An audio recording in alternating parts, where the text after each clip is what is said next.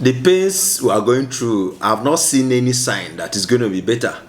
It's not today that we have seen removal of fuel subsidy. They have removed subsidy on diesel. What have we seen? It continues to rise. Has this ever come back? No.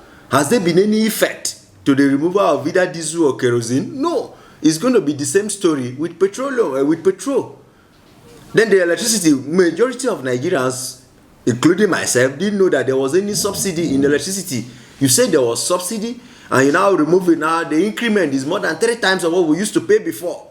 Then where are we headed? Have we seen any improvement in the power sector? No. Where we are could be classified as band A. But how many times have we been having light? Today we have on-gen like 3-4 times today. Because there was no light and we are in band A. Why are we even binding our electricity in the first place? Is it not shameful for us to come out on the open to tell the whole world that we are banning electricity in this country? That is not as if you have so much instrument in your house that are consuming electricity, but it's because government has restricted, the government has banned electricity.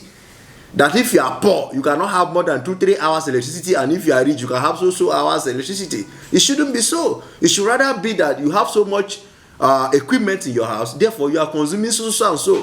Why are we banning electricity? It's a shame.